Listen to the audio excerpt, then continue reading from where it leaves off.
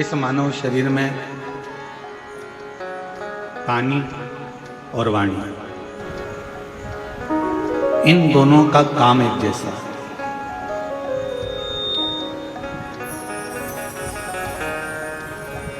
पानी अगर गंदा हो गया तो वो पीने के लायक नहीं रहता।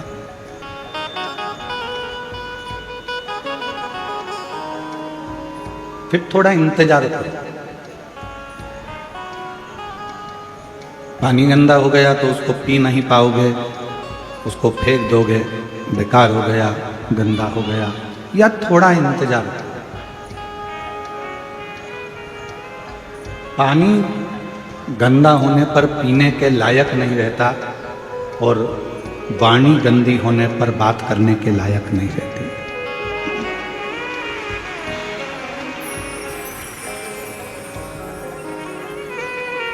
मेरे शिव जी काय से रीझते? मेरे शंकर भगवान को चाहिए क्या? दो ही चीजें मेरे शंकर भगवान ने आपसे ली, एक पानी और दूसरी वाणी। शिव जी ने आपसे एक लोटा जल भी लिया और आपसे वाणी भी ली, श्री शिवाय।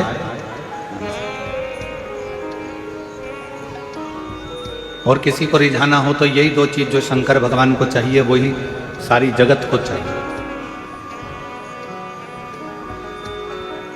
पूरी दुनिया को आपसे कुछ नहीं चाहिए। जो शंकर भगवान मृत्यु लोक के देव अधिदेव महादेव, जो पृथ्वी के देवता हैं, देव अधिदेव महादेव जो इस मृत्यु लोक के देव हैं, जो उन्होंने संसार के लोगों से लिया वही संसार के लोग भी आपसे लेना चाहिए।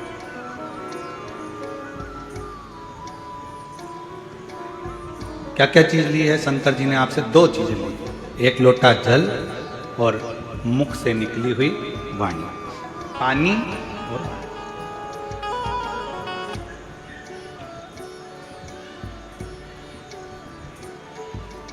पानी भी शिव जी ने लिया है और वाणी भी शिव जी ने ली। अब जगत को क्या चाहिए? जगत के लोगों को क्या चाहिए?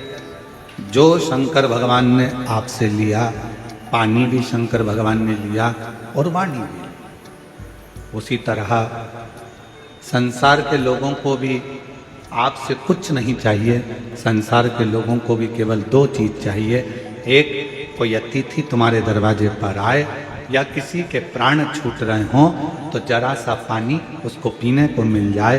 अतिथि आए उसका सम्मान पीने के पानी से हो जाए और अतिथि आए तो आपकी मीठी वाणी से उसका सत्कार हो जाए। बस ये दो चीजें चाहिए, जो शंकर को भी प्रिय है और जगत को भी प्रिय।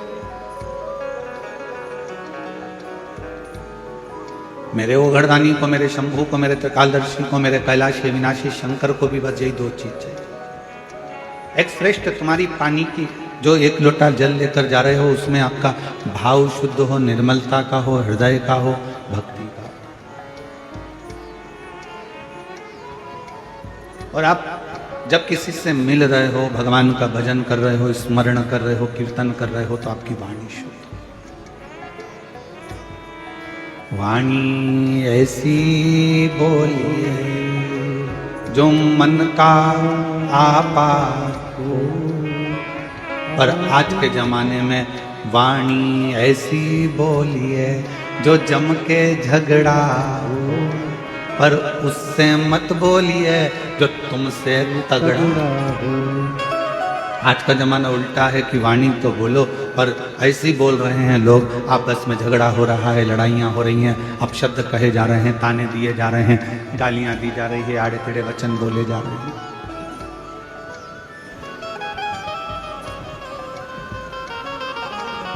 उसमें श्रेष्ठता का भाव कहाँ रह गया?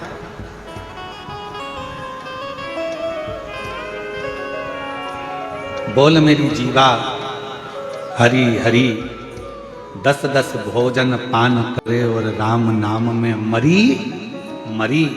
बोल मेरी जीवा हरि।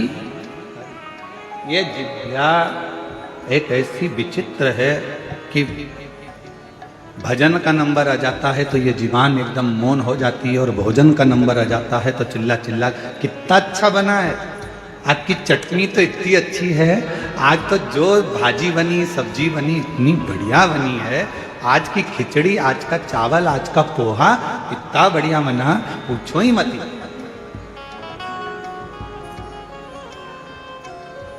अब जितना तुम खाने में बोले हो ना, भोजन में बोले हो ना, उतना अगर भजन में बोलो तो थोड़ा थोड़ा।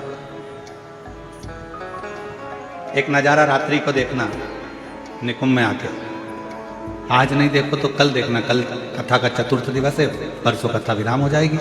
कल का कथा का समय तो यही रहेगा, 1 बजे से 4 बजे तक। परसों का कथा का समय सुबह 8 बजे से 11 बजे तक हो जाएगा। कल जब कथा का चतुर्थ दिवस रहेगा, विराम दिवस के 1 दिन पहले का दिन कौन सा कहलाता है? जम के बोलो, शिवरात्रि। तो कल तो हो जाएगा कथा का शिवरात्रि का दिन, और परसों के दिन जिस दिन कथा विराम हो रही है उस दिन है प्रदोष, और बाबा की कृपा से उस दिन भी आपको कथा का लाभ का आनंद मिलेगा। शिव तत्व भजन में मन नहीं लगा, भजन में जिह्वा थोड़ा थोड़ा बोलती बोलती बोलती बोलती थक जाती,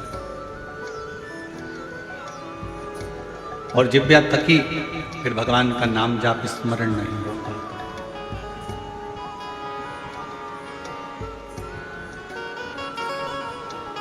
बड़ी मुश्किल से ये जिह्वा भगवान की अविरल भक्ति में रम पाती है। और एक बात और याद रखना, बहुत समझने वाला विषय है इस बात का। निकुंभ की मेरी जीजियों, छत्तीसगढ़ के मेरे जीजाओं, मेरी बेटियों, बेटाओं, मेरी माताओं, मेरे भाई, एक बात का स्मरण रखना, जितना जितना तुम भगवान की भक्ति में रमती चली जाओगी, लगती चले जाओगी, थोड़े दिन में भगवान मन में सोचते हैं कि ये बहुत ज़्यादा उपास कर रही है, बहुत ज़्यादा तप कर रही है, बहुत ज़्यादा मंदिर में पोछा लगा रही है, बहुत ज़्यादा झाड़ू लगा रही है, बहुत ज़्यादा मंदिर में रोज रोज आ रही है। तो भगवान क्या करते हैं, धीरे धीरे मन में से अपनी भक्ति को हटाने का प्रयास करते हैं, आपको दूर करेंगे।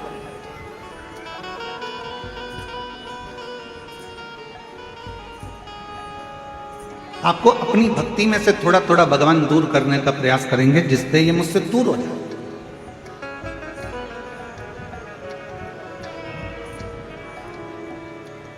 पहले भी कथा में काज फिर कह रहा है, बच्चा छोटा सा है, गोदी में, मां बच्चे को कब उतारती है? जब वो बच्चा खिलौने से खेलने लगता है। भगवान अपने भक्त को वैभव देते हैं, गाड़ी देते हैं, बंगला देते हैं, धन देते हैं, संपदा देते हैं, सत्ता देते हैं, सब कुछ देते हैं, और धीरे धीरे मेरे भोले बाबा आपको अपने आप से दूर कर लेते हैं। उस समय पर आपको चतुरता चाहिए। आप कितने भी व्यस्त रहो, आप कितने भी मस्त रहो, आप कितने भी काम में लगे रहो, पर मेरे शंकर भगवान का मंदिर मत छोड़ना, मेरे शिव का शिवालय मत छोड़ो, शिव पुराण मत छोड़ो, शंकर का भजन मत छोड़ो, मेरे महाकाल राजा का द्वार मत छोड़ो, मेरे कुबेर भंडारी का स्मरण मत छोड़ो। बहुत व्यस्त रखेंगे। और सबसे ज्यादा व्यस्तता कब होती है? जब आपका मंदिर जाने का समय हो। आपने सोचा कि सवेरे टाइम नहीं मिलता तो मैं 10 बजे मंदिर जाऊंगी, तो भगवान सबसे ज्यादा व्यस्त तुम्हें 10 बजे कर देगा। तुमने सोचा कि मैं 10 बजे मंदिर नहीं जाऊंगी, शाम को 4 बजे जाऊंगी, जब सब दुकान चले जाएंगे, बच्चे स्कूल चले जाएंगे, सब अपने काम में लगे, 4 बजे मंदिर जाऊंगी, भगवान इतना व्यस्त कर देगा 4 बजे कि तुम मंदिर नहीं जाओ। फिर तुमने सोचा अब ऐसा नियम बनाती हूँ कि शाम को 7 बजे मंदिर जाऊंगी, सब आ जाएंगे, सबका खाना बना दूंगी, सबको घर में रुक के फिर मैं मंदिर। भगवान ऐसी व्यस्तता लाएगा कि 7 बजे भी तुम्हारा मंदिर का समय छूट जाए, तुम्हें दूर करेगा।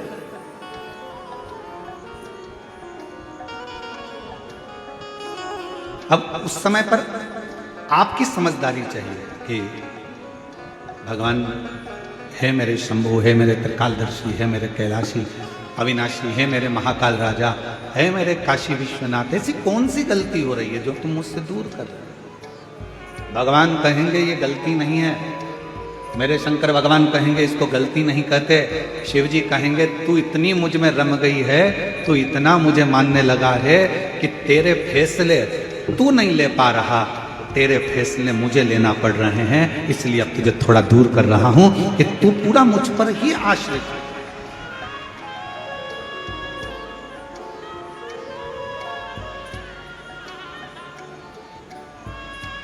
तारकासुर था असुर,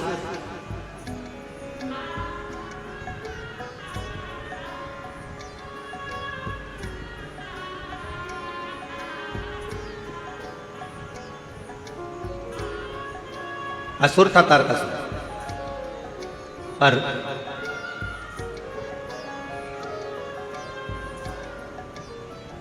तारकासुर ने अपने बेटों को अपने पास में बुलाया, तारकाक्ष, विदुम्माली और कमलाक्ष, तीनों।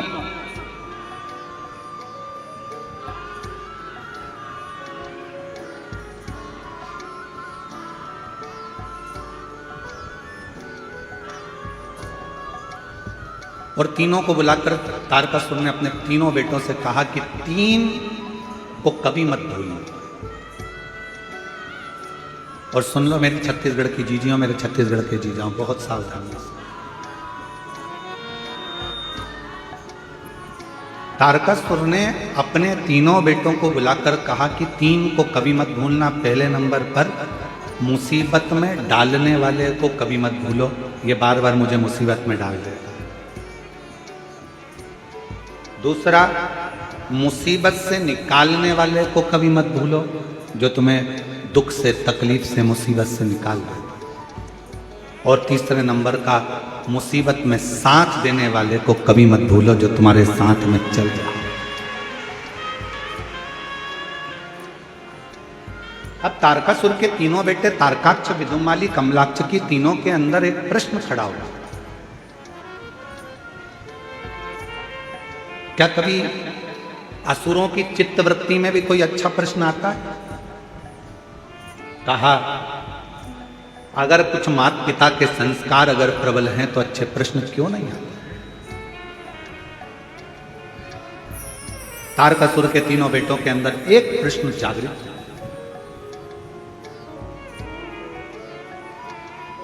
और वो प्रश्न कौन सा था? तारकासुर के तीनों बेटों ने कहा, पिताजी आप कहते हो मुसीबत में डालने वाले को कभी मत भूलो, मुसीबत से निकालने वाले को कभी मत भूलो, और मुसीबत में साथ देने वालों को कभी मत भूलो। इन तीनों का गुण क्या किसी एक में पाया जा सकता है? क्यों नहीं? तारकासुर ने कहा, एक देव ऋषि नारद ऐसे हैं जो संपूर्ण जगत के कल्याण के लिए कहीं ऐसा क्रम उत्पन्न कर देते हैं कि व्यक्ति को लगता है कि मैं मुसीबत में, और वही देव ऋषि नारद आकर उसको मुसीबत से निकाल भी देते हैं, और वही देव ऋषि नारद उसको मुसीबत में साथ भी देते रहते हैं, उसको मंजिल तक पहुंचाने का काम। कोई प्रसंग कहा,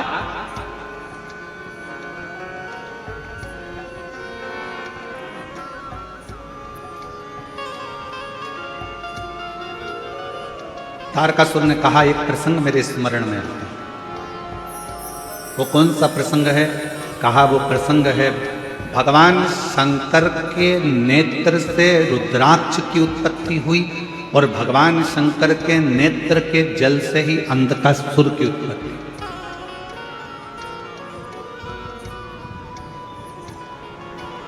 जो तपस्या कर कर नेत्र बंद कर कर रखे थे, तपस्या कर कर नेत्र बंद कर कर जो अश्रु गिरा था, उससे रुद्राक्ष का जन्म हुआ। रुद्राक्ष का जन्म। और इतने में माता पार्वती जी ने आकर आंखों को बंद कर लिया, और भगवान शंकर के नेत्र से जो जल गिरा उससे अंधकासुर हुआ।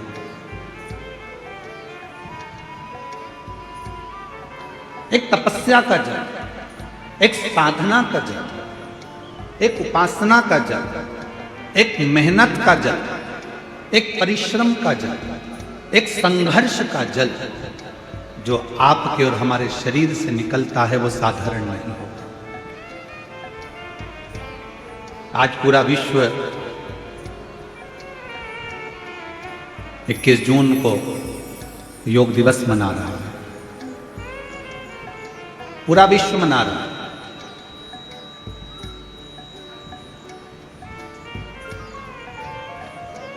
योग ऋषि बाबा रामदेव जी ने पूरे विश्व में इस योग की एक ऐसी अलग जगह दी कि केवल भारत देश ही नहीं, विश्व में भी इस योग दिवस को मनाया जा रहा है। और सभी को इस पवित्र योग दिवस की बहुत बहुत बधाई हो। संपूर्ण देश और संपूर्ण विदेश, जहाँ जहाँ पर सनातन धर्म है, वहाँ के सारे सनातनी स्वस्थ रहें, योग करते रहें और अपने जीवन को अलमस्त होकर जिए। यही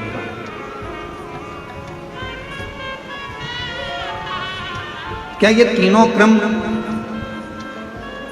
तारकासुर से तारकाक्ष ने पूछा, विदुमाली ने पूछा, कमलाक्षकी ने पूछा, क्या ये तीनों क्रम एक व्यक्ति में है? नारद जी में। ठीक है, क्या कोई चरित्र है जिसको हम सुन सके? क्यों नहीं?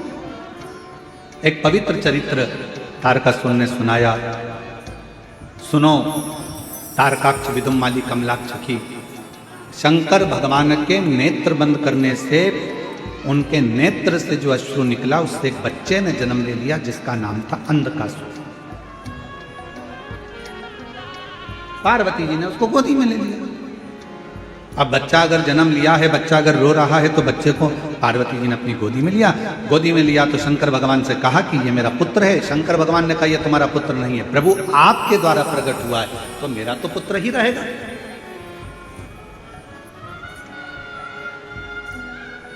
यदि आपके द्वारा अगर प्रकट हुआ है तो ये तो मेरा पुत्र है। भगवान शंकर ने मना करा, इसको समुद्र में फेंक दो। पार्वती जी ने अंधकासुर को समुद्र में डाल दिया। हिरण्याक्ष ने उसको पाल पोस कर बड़ा करा, और हिरण्याक्ष ने पाल पोस कर बड़ा करा। उसको जब बड़ा करा, समय आया, वराह अवतार के रूप में भगवान श्री हरि ने, नारायण ने उस हिरण्याक्ष का वध कर दिया। अब जरा ध्यान देना कि नारद जी ने वो क्रम कैसे करे। नारद जी पहुंचे अंधकासुर के पास और अंधकासुर से कहा कि तुमने जिंदगी में कभी तप करा? जीवन में तुमने कभी साधना करी है, कभी आराधना करी है, कभी तप करा? नहीं। अंधकासुर को भगवान देव ऋषि नारद ने तप में लगा दिया और ब्रह्मा जी से वर मांगा कि मैं कहीं ना मरूं, ऐसा वर मुझे दे दीजिए। तब कहा ऐसा हो नहीं सकता, मरना तो पड़ेगा। तब देव ऋषि नारद से फिर पूछा अंधकासुर ने कि ब्रह्मा जी मुझे अमर होने का वर नहीं दे रहे, तो मैं वर कौन सा लूं? तो कह दिया एक वर मांग लो कि तुम्हारा तो कोई ना माँ है ना तुम्हारा कोई पिता है।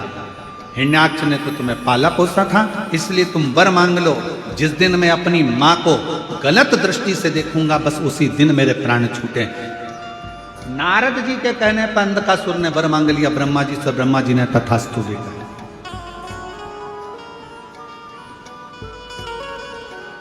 अब तथास्तु तो कह दिया, समझ लेना था अंधकासुर को कि अगर ब्रह्मा जी ने तथास्तु कहा है तो इसका मतलब है कि मेरी माता कहीं ना कहीं तो हो। ये निश्चय है, मेरी मौत अगर लिखी है तो मेरी माता कहीं ना कहीं तो हो।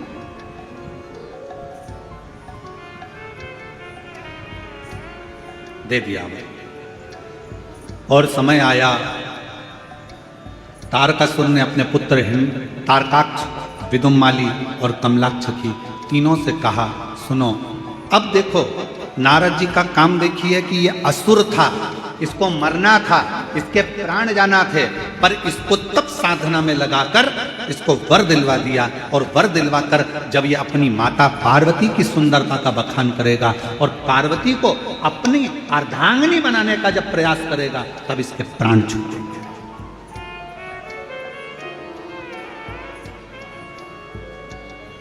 और समझाया देवऋषि नारद ने। ऐसा नहीं कि देवऋषि नारद समझाते नहीं है, नारद जी का काम है समझाना, ज्ञान देना। एक विद्वान, संत, साधु, सन्यासी, तपस्वी, साधक, उपासक की एक क्रमता होती है कि वो समझाने का प्रयास करते हैं, पर तुम्हारी बुद्धि में बैठे तब तुम्हें समझ में आए। महाराज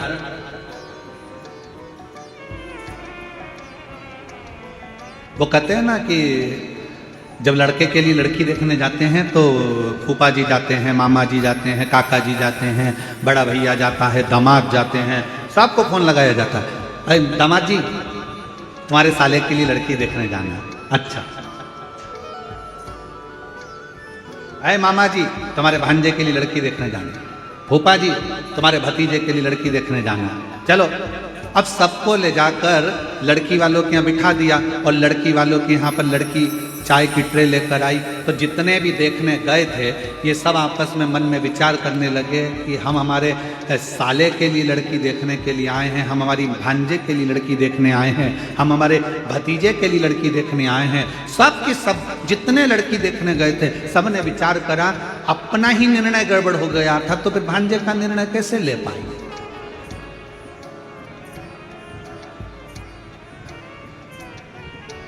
जब हमारी शादी की बात आई तो हमने विचार करा, मामा सोचे कि हमने विचार करा, फूफा सोचे हमने विचार करा, दामाद सोचे हमने विचार करा, हमारा निर्णय हमको ही अच्छा नहीं मिल पाया तो हम हमारे साले के लिए कौन सा निर्णय ले पाएंगे।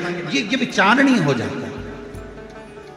परशु महापुराण की कथा एक बात कहती है, जन्म मरण और परण ये तीन मेरे शंकर भगवान के हाथ में है। भगवान शिव ने ये किसी को नहीं, ये भगवान शिव ने किसी को नहीं दिया।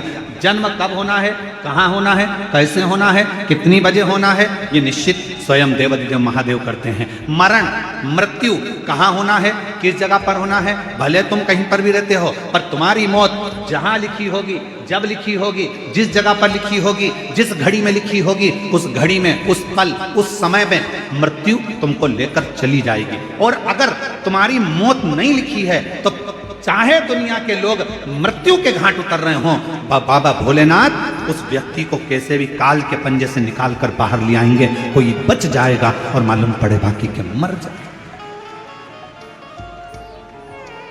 और ये हुआ। अभी अहमदाबाद में एक घटना घटी, बोलो टीवी पर देखी थी कि नहीं देखी थी? अरे जम के तो बोलो, देखी थी। अहमदाबाद में घटना घटी, कितना अच्छे अच्छे सब अपने अपने भावों से जा रहे थे, सबके हृदय में भगवान समाहित था, सबके हृदय में शिव था। फ्लाइट में बैठ भी गए, फ्लाइट उड़ भी गई। उस कैंपस में मेडिकल कॉलेज के जो बच्चे थे वो भोजन कर रहे थे। उनको क्या मालूम था कि हमारी मौत यहाँ लिखी है, हमारी मृत्यु यहाँ लिखी है। वो फ्लाइट में उड़ने वालों को क्या पता था कि हमारी मृत्यु यहां लिखी है? किसको मालूम? किसी को नहीं मालूम कि मृत्यु कहां, कब, कैसे लिखी है। पूछा था मां पार्वती जी ने भगवान शंकर से, अमरनाथ की गुफा में बैठकर भगवान शंकर से पार्वती जी ने पूछा था, प्रभु मेरा एक प्रश्न का उत्तर दीजिए।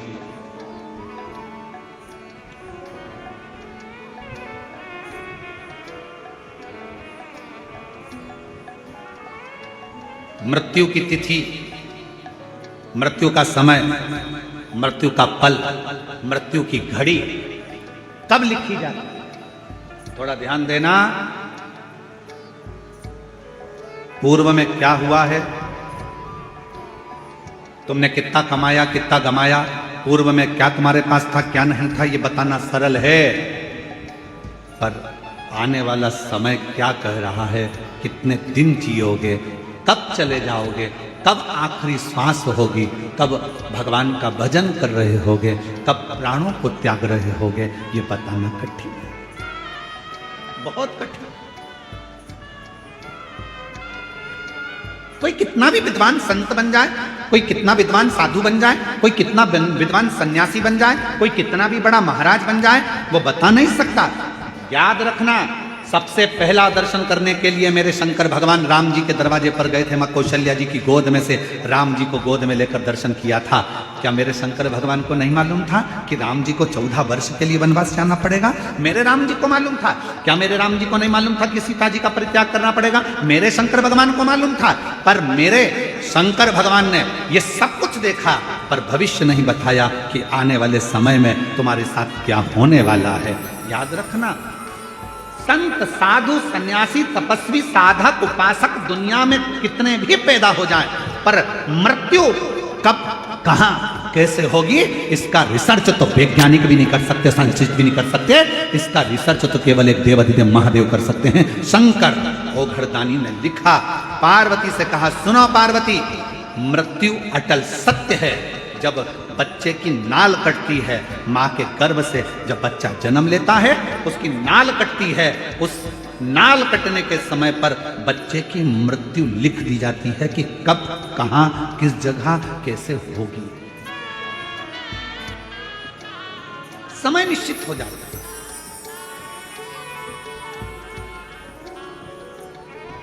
स्वामी विवेकानंद जी का प्रसंग याद कर लीजिए।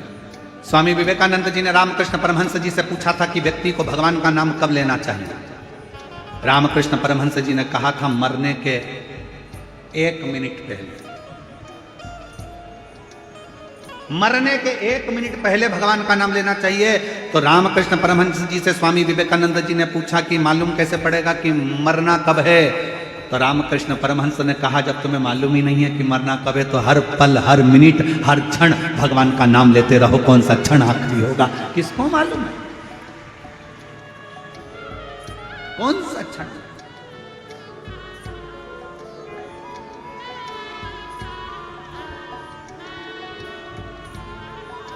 और महाराज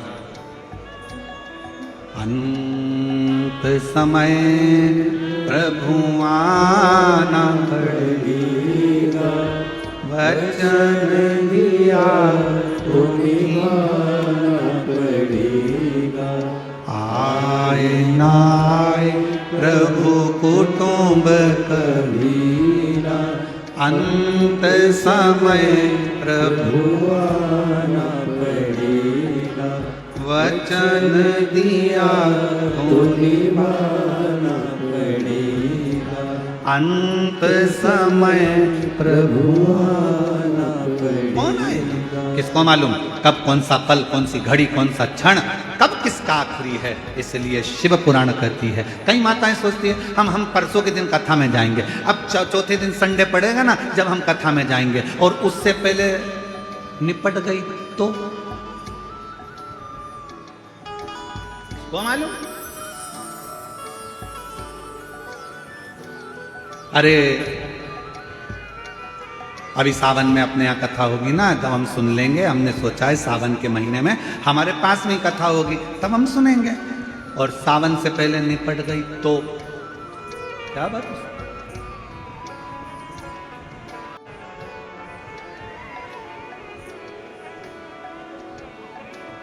बहुत कठिन,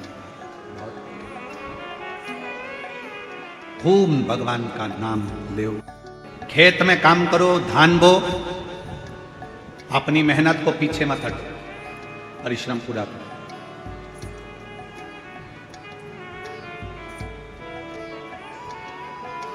अभी छत्तीसगढ़ में एक चीज हमको देखने को मिल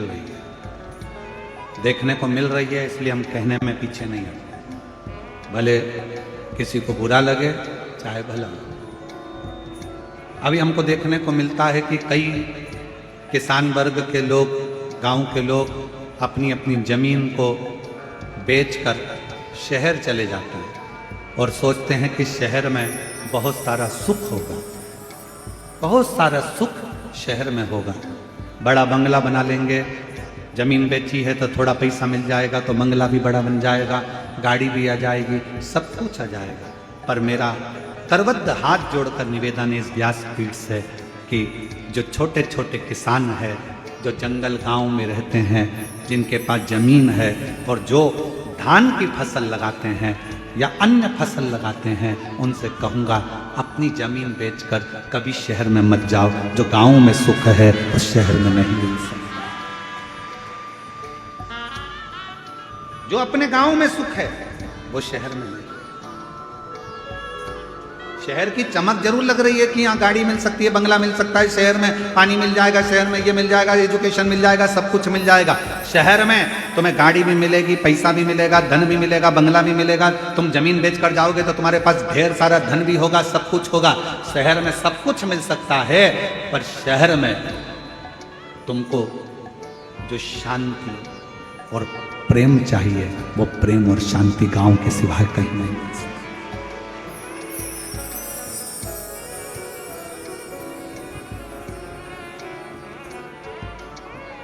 कितना अंतर है शहर और गांव में। शहर में अगर कोई साधु भी आ जाए, संत भी आ जाए ना, तो लोग उसको भिखारी समझते हैं। मांगने आया होगा, दरवाजा बंद कर दो, दरवाजा मत खोलना, दरवाजे पर लिख देते हैं कुत्तों से सावधान, अंदर मत घुस जाना।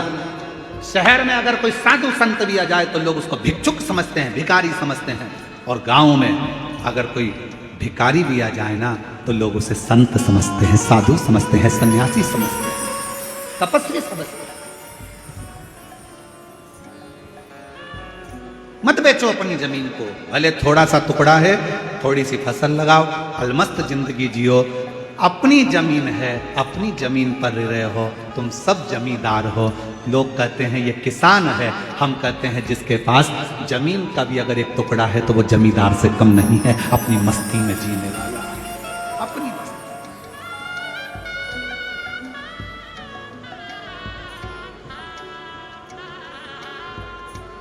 थोड़ा अलमस्त रहो।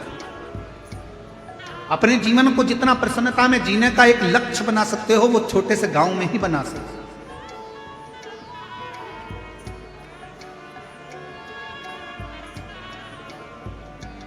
शिव कथा करें, भगवान शंकर का चरित्र कराए, शिव महापुराण की कथा करे, या भगवान शंकर का संवाद कथा है। भीतर की जो प्रसन्नता है,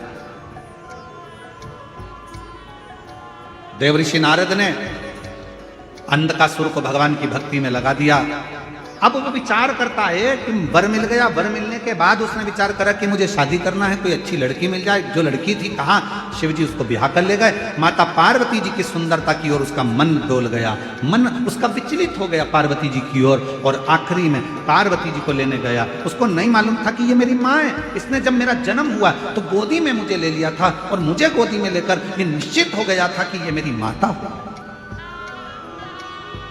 जब बच्चे की नाल कटती है उस समय पर निश्चित हो जाता है कि इसकी मृत्यु कब होगी, कहां मरेगा, किस जगह मरेगा, किस जगह प्राण छूटेंगे, जल में, थल में, वायु में, विमान में आदि, कहां, गाड़ी में, घर में, जहां उसके प्राण छूटने का होता है वहां का लिख दिया जाता है।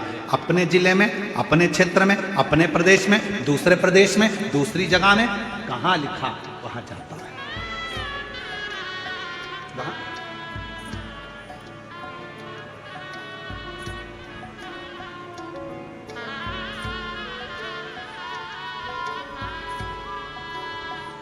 इसलिए शिव पुराण कहती है जितना समय मिले, ये मत सोचना अगली कथा जब छत्तीसगढ़ में होगी ना तब मैं कथा सुनने के लिए जाऊंगी। नहीं नहीं, काल करे सो, आज करे सो, पल में प्रलय हो जाएगा, शिव पुराण सुनेगा। आज मिला है, चलो पहुंचो। बहुत सारे प्रश्न हैं दुनिया की दृष्टि में, बहुत प्रश्न। एक बहन ने एक प्रश्न लिखा कि गुरुजी हम हमारे नर्मदा जी का दर्शन करने के लिए हम जबलपुर के पास बेड़ा घाट गए, वहाँ से हम शंकर जी का छोटा सा शिवलिंग लेकर आ गए, हम उसकी प्राण प्रतिष्ठा करे बिगर हम उसका पूजन कर रहे हैं, हमारे पास में प्रतिष्ठा का पैसा नहीं है, हम उसकी आराधना कर रहे हैं, क्या हमें पुण्य मिलेगा? क्यों नहीं मिलेगा?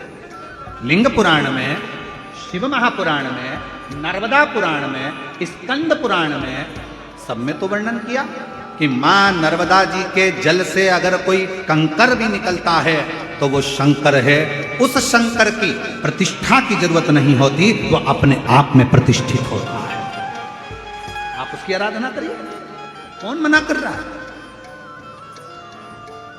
आप उसके जल चढ़ाओ, पूजन करो, आराधना करो।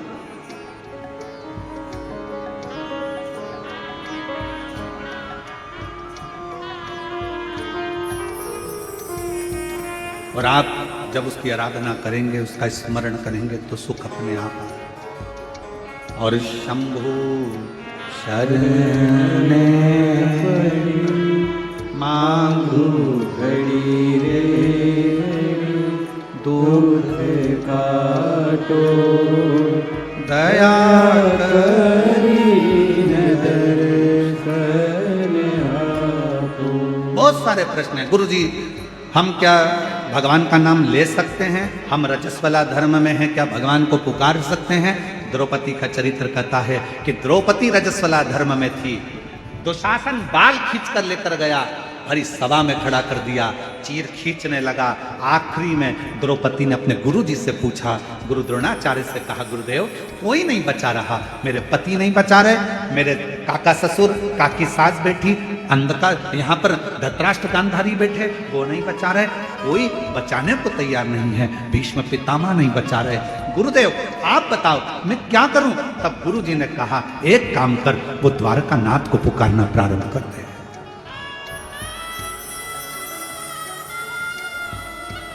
भगवान को पुकार।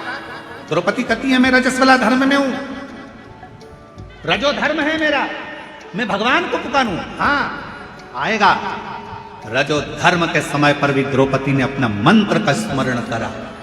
शिव महापुराण की कथा कहती है, भगवान का नाम, तुम शुद्ध हो अशुद्ध हो, तुम स्नान करे हो ना करे हो, तुम कहां बैठे हो उससे भी मतलब नहीं। शिव पुराण की कथा कहती है भगवान का नाम कहीं पर भी पुकार सकते हो। कई लोग कहते हैं हॉस्पिटल में हम रुद्राक्ष पहनकर जा सकते हैं, क्यों नहीं? हम ऐसी वैसी जगह पर रुद्राक्ष धारण कर क्यों नहीं? सर्वस्वता शिव का सर्वस्व। क्या तुलसी की माला में गलत क्रम नहीं आएगा? रुद्राक्ष में गलत क्रम नहीं आएगा? अरे शिव महापुराण की कथा कहती है कि तुलसी जिस पात्र में डल जाती है उसको भी प्रसाद कर देती है, रुद्राक्ष जिसके गले में डल जाता है उसको भी शिवमय बना देता है। इसमें क्या सोचना? हम मंत्र जाप करें, करो नाम जाप, भगवान का नाम लेते जाओ, तुम कैसे भी हो प्रभु का नाम लो, प्रभु का नाम।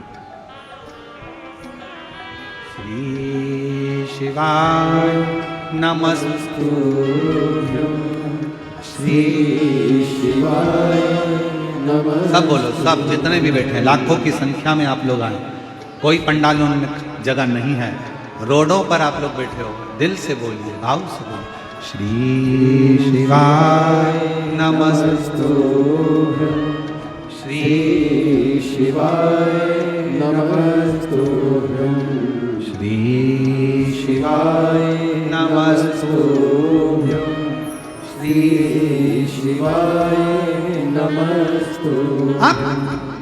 भगवान का नाम कहीं पर कभी भी कैसे भी किसी भी घड़ी किसी भी पल किसी भी क्षण पुकार सकते। रात्रि को नींद ना आए, बैठ जाओ, 2 मिनट भगवान का नाम पुकारो। कोई काम अड़चन आ गई है, परिश्रम करो, मेहनत करो, कुछ देर भगवान के नाम का स्मरण करो, भगवान आए आए। जब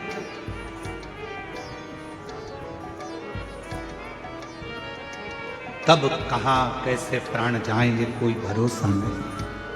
अंधकासुर ने सोचा कि मेरे प्राण जाएंगे ही नहीं, मेरी तो कोई माँ है ही नहीं, मेरी माता ही नहीं है तो प्राण जाने का काम ही क्या। पर उसको क्या मालूम था कि मृत्यु निश्चित है। संसार सागर में अगर आप आए हैं तो मौत तो निश्चित रहेगी, जाना तो पड़ेगा। प्राण इसलिए निवेदन है उसको पुकारना। अंत समय प्रभु सब बोलो, सब पड़ेगा, वचन दिया तो निभाना पड़ेगा। आए ना आए प्रभु कुटुंब कभी ना, अंत समय प्रभु आना पड़ेगा। वचन दिया तो निभाना पड़ेगा।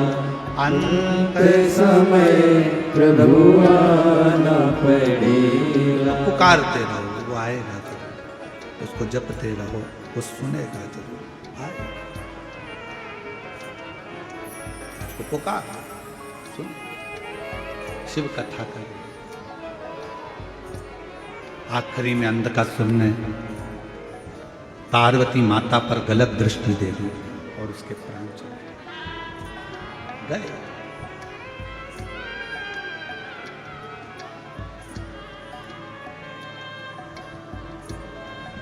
कई लोग ऐसे भी हैं, यहीं बैठे हैं, कई मेरी जीजियाँ ऐसी बैठी हैं, कई बेटियाँ ऐसी बैठी हैं, कई जीजा ऐसे बैठे हैं। उनके मन में हमेशा एक बात आ जाती है, ए गुरुजी, हमने भगवान को ऐसे ऐसे कर लिया, गलती हो गई। अब जैसे कल कथा सुनी तो कहा कि गुरुजी आपने बताया कि जिस दिन व्रत होता है उस दिन बेलपत्र नहीं तोड़ना चाहिए, और हमने पुराने समय में हमने पशुपति व्रत करे, हमने तो उसी दिन बेलपत्र तोड़ लिया, तो हमने गलती कर दी। आपको मालूम नहीं था, आपके स्मरण में नहीं था, आपको याद नहीं था। और जब तक मालूम नहीं रहता, स्मरण में नहीं रहता, याद नहीं रहता, तो सोच लेना चाहिए कि हमारा शंकर हमें माफ करता चले जा रहा है, हमारा शिव हमें माफ, हमारा शंकर माफ कर रहा है, ये निश्चित है। हमें स्मरण में नहीं था। अब बार बार पीछे का सोचो, बार बार पीछे का स्मरण करो तो आगे बढ़ पाओगे क्या? अरे बोलो तो जम के बढ़ पाओगे? नहीं। अरे ऐसा हो गया, अरे वैसा हो गया, अरे ये हो गया, अरे वो हो गया, बार बार पीछे का याद कर। हिरण और शेर में क्या अंतर है? हिरण 90 किलोमीटर पर घंटे की स्पीड से भागता है। कौन? अरे बोलो तो, हिरण। हिरण 90 किलोमीटर पर घंटे की स्पीड से भागता है, और शेर 60 किलोमीटर पर घंटे की स्पीड से भागता है। दोनों में तेज कौन दौड़ता है? अरे बोलो, जम के बोलो। हिरण। वो 90 किलोमीटर पर घंटे की स्पीड से हिरण भागता है, और शेर 60 किलोमीटर पर घंटे की स्पीड से भागता है। फिर भी हिरण का शिकार शेर कर लेता है। हिरण का शिकार शेर कर लेते हैं। क्यों? कैसे? किस लिए? ऐसा क्या हुआ कि हिरण 90 की स्पीड से भाग रहा है, शेर 60 की स्पीड से भाग रहा है, और उसका शिकार कर लिया जाता है? कैसे? तो शिव महापुराण की कथा का एक संवाद याद रखना। हिरण 90 की स्पीड से भाग रहा है, पर हिरण पीछे पलट पलट कर रुकता, पलट कर देखता, फिर भागता, फिर पलट कर देखता, फिर भागता। हिरण अपना आधे से ज्यादा समय पीछे देखने में लगा देता है, इसलिए 60 की स्पीड में दौड़ने वाला भी शेर 90 की स्पीड वाले का शिकार कर लेता है।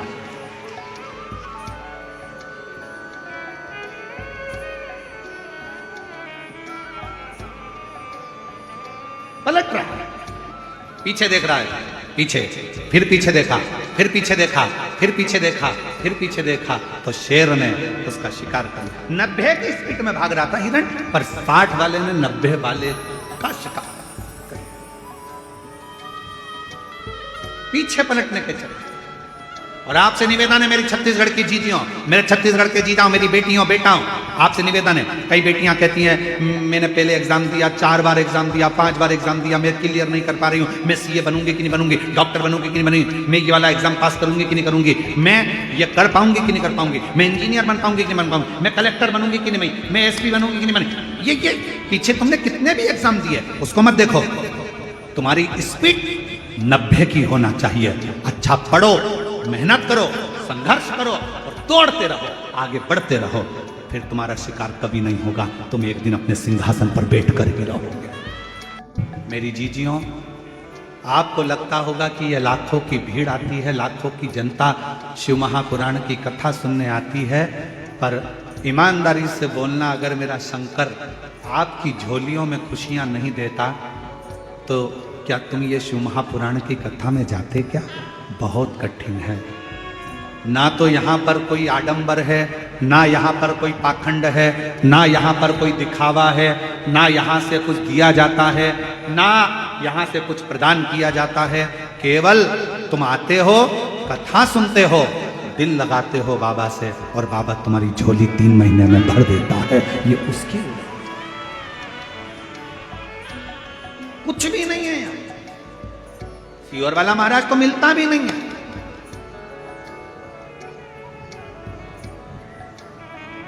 हम आपसे मिलते भी नहीं, और नहीं मिलने का कारण केवल एक है,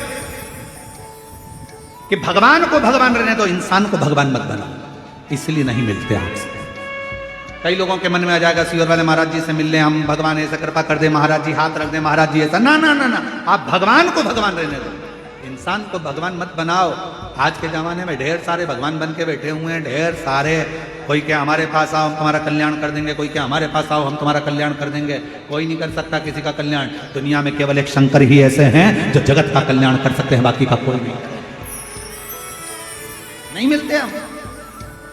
और इस बात के पीछे बहुत विवाद भी होता है। कई लोग कहते हैं महाराज जी तो चाय पीने जाते होंगे तो इतने लाख ले लेते होंगे, कई लोग कहते हैं महाराज जी तो ऐसे जाते होंगे किसी के घर तो करोड़ों रुपए ले लेते होंगे।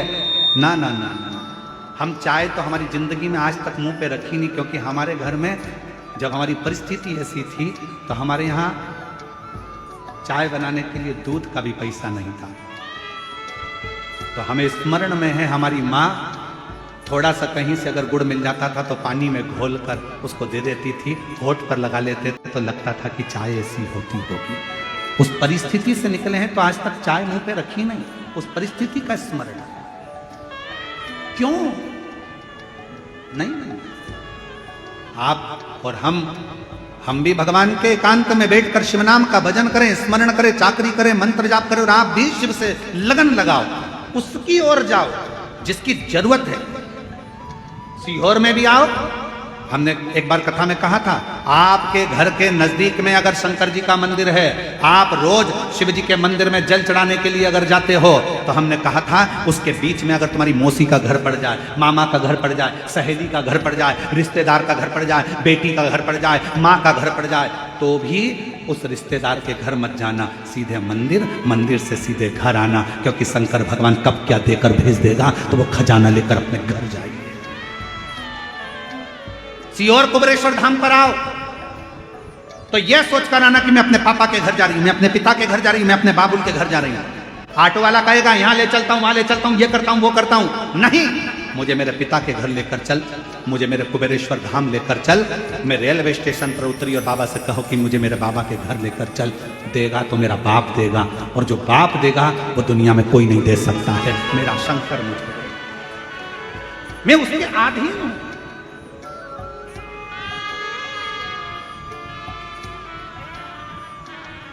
रिश्ता तेरा मेरा सबसे प्यारा, रिश्ता तेरा मेरा सबसे प्यारा, तू मेरा बाबा, मैं हूँ तेरा लाला, मैं हूँ तेरा लाला। तू मेरा बाबा, मैं हूँ तेरा लाला, मैं हूँ तेरा। मेरा संबंध मेरे बाबुल से है, मुझे उसके द्वार जाना। एक हमारे शैलेंद्र भाई बहुत अच्छा एक देवी का स्मरण भजन गाते हैं। वो स्मरण में आता है कि अब ना रोको, ना रोको, माँ के द्वार जाने दो। अब ना रोको, ना रोको, माँ के द्वार जाने दो। माँ के द्वार जाने दो, माँ के द्वार जाने दो। अब न रोको, न रोको, माँ के द्वार जाने दो। अब न रोको, न रोको, माँ के द्वार जाने दो। एक बार जाने दो मुझे, एक बार जाने दो, एक बार जाने दो मुझे, एक बार जाने दो। ना रोको, ना रोको, माँ के द्वार जाने दो। अब ना रोको, ना रोको, माँ के द्वार जाने दो। रोते नहीं, रोते नहीं, आंसू बचे, रोना नहीं। अच्छा खुश हो, आपके बाबा ने हाथ पकड़ लिया, आप क्या सोच रहे हैं?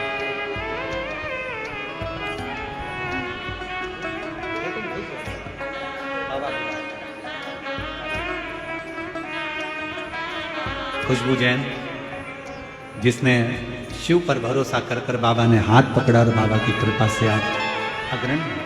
अब ना रोको, ना रोको, माँ के द्वार जाने दो। एक बार जाने दो मुझे, एक बार जाने दो, एक बार जाने दो मुझे, एक बार जाने दो। अब ना रोको, ना रोको, माँ के द्वार जाने। अब ना रोको, ना रोको माँ के द्वार जाने। वो उसके द्वार, उसकी चाकरी, उसकी शरणागति, कहीं नहीं जाऊंगा, भटकूंगी नहीं, कहीं नहीं।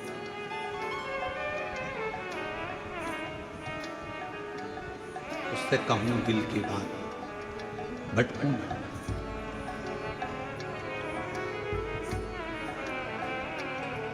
कब, कहाँ, कैसे वो कृपा कर दे, उसका भरोसा नहीं, पीछे नहीं पलटती। क्या हुआ पहले, मैंने एक बार एग्जाम दी, नहीं निकली गुरुजी, दूसरी एग्जाम दी, नहीं निकली गुरुजी, कोई बात नहीं, मेहनत कर रही हो ना बेटा, अपना परिश्रम कर रही हो ना बेटा, सफलता मिलेगी। हार उसकी होती है जो हाथ पर हाथ रख कर बैठा रहता है।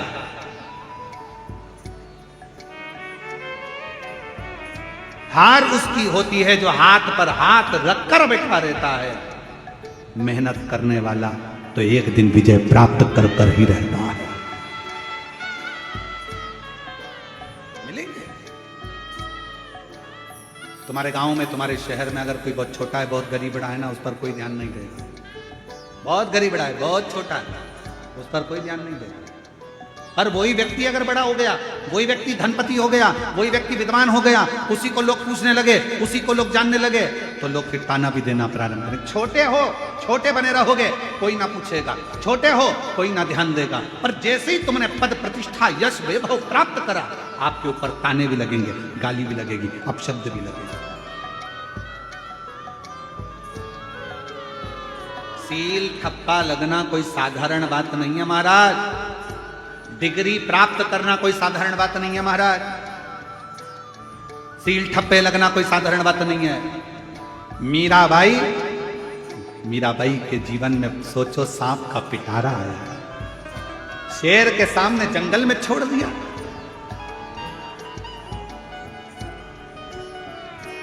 कितना कष्ट मिला मीराबाई को। पूछा मीराबाई ने, मैं गिरधर की गिरधर मेरा, और मुझे इतना कष्ट सहना पड़ रहा। संत रविदास जी महाराज के चरणों में बैठकर मीराबाई ने पूछा, गुरुदेव, ओ गुरुदेव। संत रविदास जी के चरणों में बैठकर मीराबाई पूछती है, गुरुजी मुझे इतना कष्ट सहना पड़ रहा, मैं गिरधर की गिरधर मेरा। संत रविदास जी महाराज जी ने कहा, मीरा, जो भगवान के करीब में आता है, जिसको भगवान अपना बनाकर पृथ्वी पर जन्म देता है, उसको दुनिया के ताने, गाली, अपशब्द बहुत सहना पड़ता है। क्योंकि भगवान के हो रहे हो, भगवान ने तुमको जन्म दिया है और उसके लिए जी रहे हो, तो बहुत सहना पड़ेगा, बहुत सहना पड़ेगा, बहुत।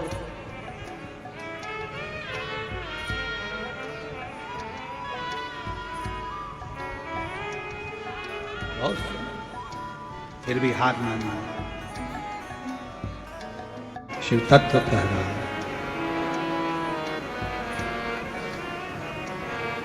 कहीं ना भटकते हुए शिव की शरणागति में।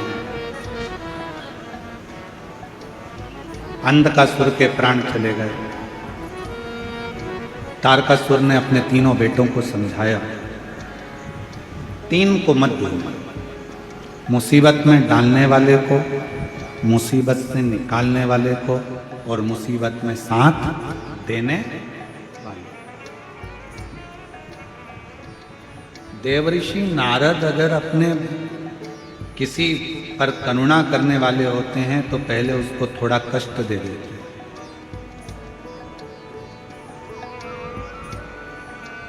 फिर उसको मुसीबत में से निकालने के लिए तब साधना बता देते हैं, फिर उसका हर पल हर क्षण साथ।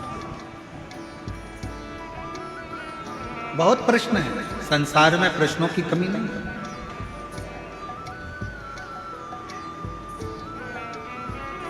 क्यों गुरुजी? मान लो हम मंदिर ना जा पाए तो जो उपाय हमको करना है क्या वो हम हमारे घर में कर सकते हैं? क्यों नहीं? कई बड़े बड़े शहर होते हैं, बड़े बड़े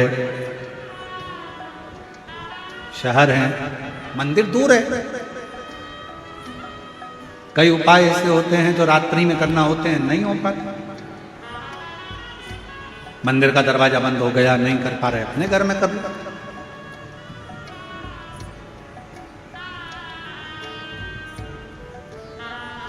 तुम जहां जैसे जब शिव को भज सकते हो, भज।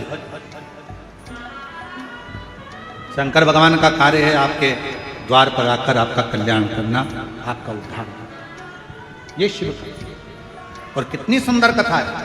तारकासुर के तीनों बेटे तारकाक्ष, विदुम्माली, कमलाक्ष की ने वर मांग लिया था भगवान ब्रह्मा जी से कि हमको 3 पुरियों का निर्माण कर दो, 3 महल बना दो, 3 नगर बसा दो हमारे, हम उस नगर में रहेंगे, उस मोहल्ले में रहेंगे, अपने क्षेत्र में अपनी पुरियों में रहेंगे, और ये वर दीजिए कि हम मरे तो तीनों एक साथ मरे।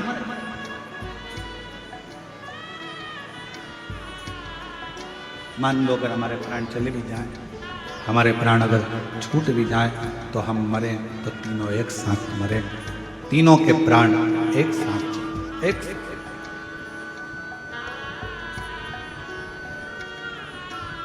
तथा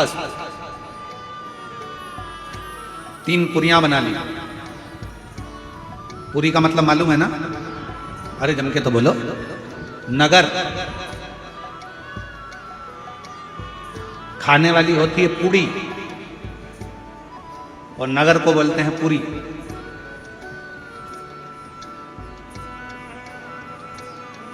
तीन पुरियां बनी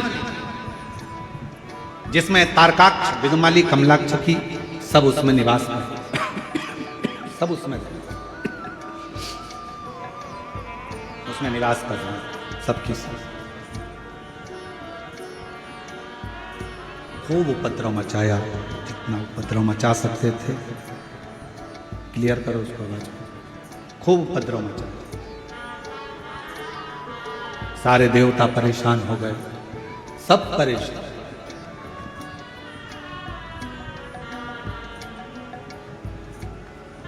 तब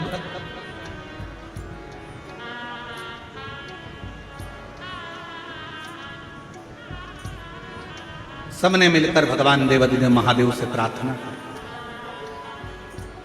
सबने मिलकर प्रार्थना करी, हे शंभु, हे त्रिकालदर्शी, हे करुणा सागर, हे दया सागर, दुनिया का कल्याण करने वाले हे शिव, कृपा कर। नमामि शमीशान निर्वाणरूपं विभुं व्यापकं ब्रह्मवेदस्वरूपं नमामि शमीशान निर्वाणरूपं विभुं व्यापकं ब्रह्मवेदस्वरूपम्। ओम नमः शिवाय, ओम नमः शिवाय, ओम नमः शिवाय, ओम नमः शिवाय। नमामि शमीशान निर्वाणरूपं विभुं व्यापकं ब्रह्मवेदस्वरूपम्। ओम नमः शिवाय, ओम नमः शिवाय, ओम नमः शिवाय, ओम नमः शिवाय। शिव जी प्रसन्न हो गए। मांगो क्या चाहिए? देवता इतने एकत्रित होकर आए, आप सब एकत्रित होकर आए हो, क्या चाहिए?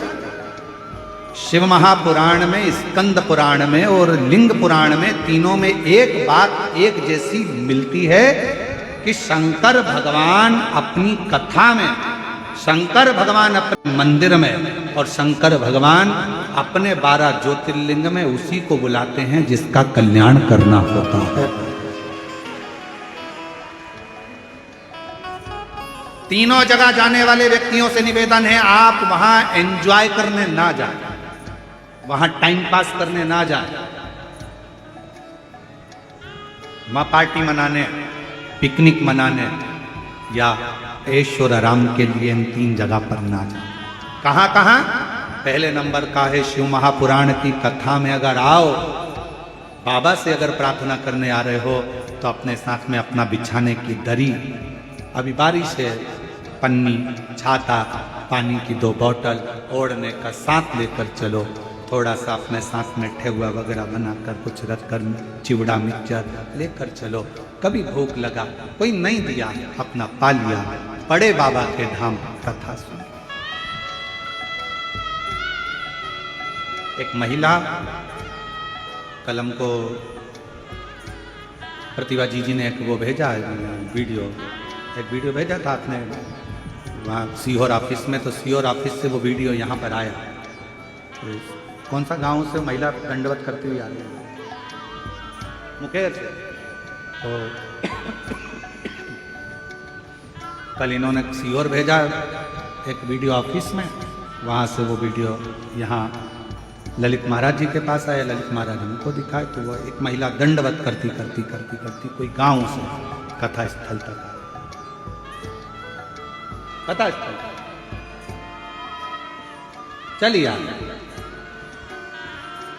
समिति वालों ने दीदी से पूछा कि ये क्यों आ रही है, तो उन्होंने फिर लिख के भेजा कि इनकी जेठानी की लड़की का कोई स्वास्थ्य खराब हो गया था और बाबा ने लाज रख ली, तो दंडवत का बोला था, पास में कथा होगी तो दंडवत करती करती करती।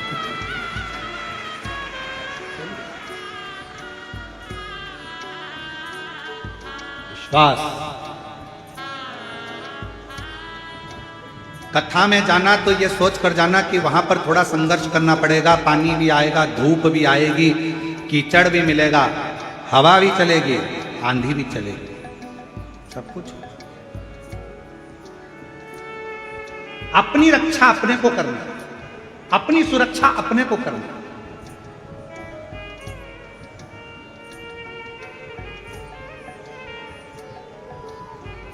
कथा सुनने वालों से, पंडाल में बैठने वालों से, पंडाल में आने वालों से निवेदन रहता है, आपका शरीर अच्छा रहे तो तीर्थ भी जाओ, मंदिर भी जाओ, कथा में भी जाओ। शरीर ठीक नहीं है, बहुत ज्यादा रोग हो गया, घर के अपने सदस्य को भेज दो, तुम घर से टीवी पर कथा सुनो, टीवी पर सुनो। उसका भी प्रमाण है, एक पत्र देखिए।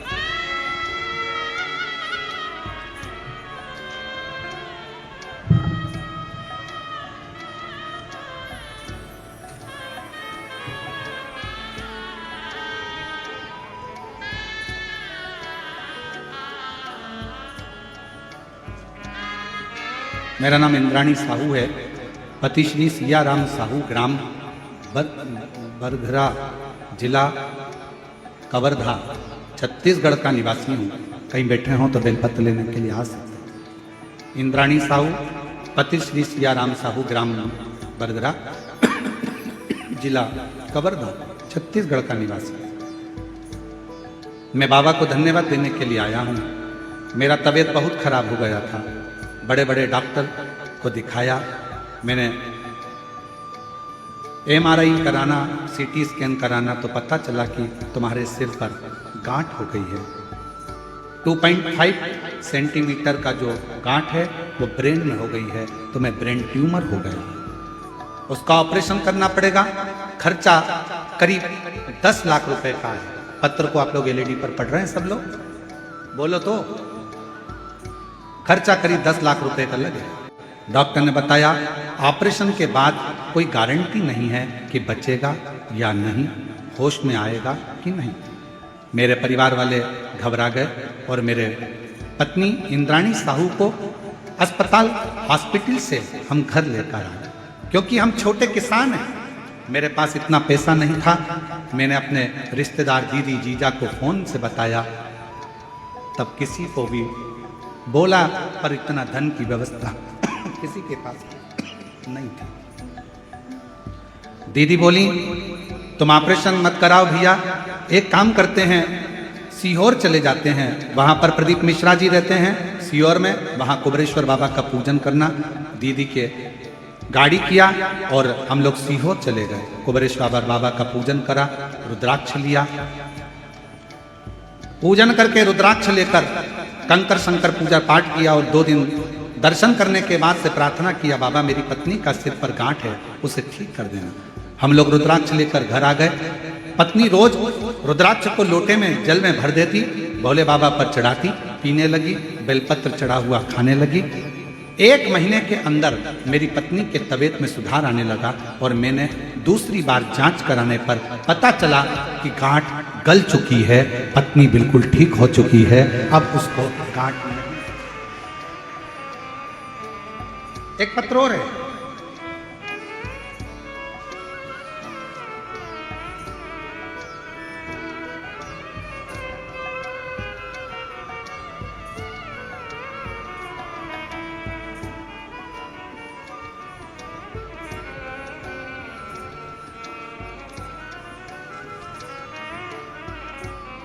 मेरा नाम श्रीमती योगिता चंद्राकर, ग्राम रिसामा, जिला दुर्ग, छत्तीसगढ़। मेरी माँ श्रीमती नीरा चंद्राकर, स्वर्गीय भीकम चंद्राकर, ग्राम धनसूली, जिला महासमुंद की निवासी हैं। कहीं बैठी हो तो बेलपत्र लेने के लिए आ सकते। मेरी माँ को 3rd स्टेज का यूट्रेस का कैंसर हो गया। अगस्त 2025 में हमको मालूम पड़ा, 2024 में मालूम पड़ा, और यूट्रेस का कैंसर जानकर मालूम पड़ा कि 4th स्टेज पर पहुंच गया। मेरा बड़ा भाई का भी देहांत 11 महीने पहले ही हुआ। उसको भी बचाने में 30 लाख रुपए खर्च कर दिए, पर वो बच नहीं पाया। गुरुदेव, किसी के कहने पर मालूम पड़ा कि शिव महापुराण की कथा सुनी। ग्राम कोड़िया, छत्तीसगढ़ में आपकी कथा सुनी। भिलाई गए, कथा सुनी, बाबा से एक ही प्रार्थना करी, बाबा मेरी माँ को 4th स्टेज का कैंसर है। डॉक्टर ने अवस्था देखकर कैंसर का ऑपरेशन करने से मना कर दिया। अब आपके ऊपर आधारित है। गुरुदेव, आपके बताए उपाय, रुद्राक्ष का जल, त्रिजुगी नारायण का कुंड का जल पिलाई, हल्दी की गांठ वाला प्रयोग और बेलपत्र का प्रयोग करना प्रारंभ करा। बाबा की ऐसी कृपा दृष्टि हो गई गुरुदेव कि मेरे माता के यूट्रेस में जो गठाने थी वो पूरी गल गई, और 3 माह बाद जांच हुई तो रिपोर्ट नॉर्मल आ गई। और मेरी माँ आपकी सभी कथा सुनती हैं। आज मैं बाबा को यहाँ प्रणाम करने के लिए, शिव शिव है। एक उसकी अविरल भक्ति, एक विश्वास, एक उसकी दृढ़ता, एक उसका भरोसा, ये सुख प्रदान करता। और हम तो बाबा के भरोसे चलते हैं, हम तो बाबा के भरोसे चलते हैं। ये दुनिया वाले जलते हैं, ये दुनिया वाले जलते हैं। अब सब बोलो, हे दीनानाथ तुम शांत रहो, पहले सब बोलो जितने बैठे। हम तो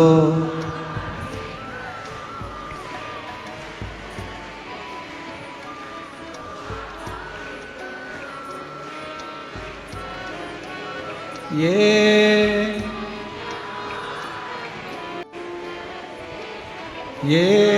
दुनिया, हम तो बाबा के भरोसे चलते हैं, डमरू वाले के भरोसे चलते हैं। उसके आश्रित होकर चलो। हमें किसी के आश्रित नहीं होना है, हमें उसके आश्रित। बाबा ने हमको चलना सिखाया, भक्तों से मिलना सिखाया, सब भक्तों से मिलना सिखाया, हम तो सीना ताने के चलते हैं, हम तो सीना ताने के चलते हैं। ये दुनिया वाले जलते हैं, ये दुनिया वाले जलते हैं, हम तो बाबा के भरोसे चलते हैं, हम तो बाबा के भरोसे चलते हैं। मंदिर, शिव महापुराण की कथा और तीर्थ एंजॉय के लिए नहीं,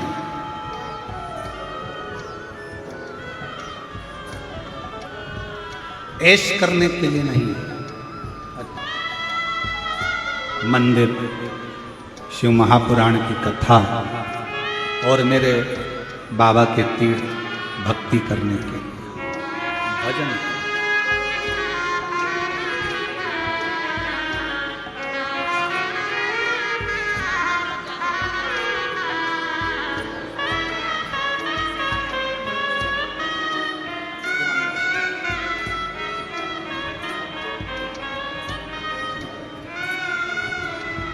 आप उसके आश्रित रहो,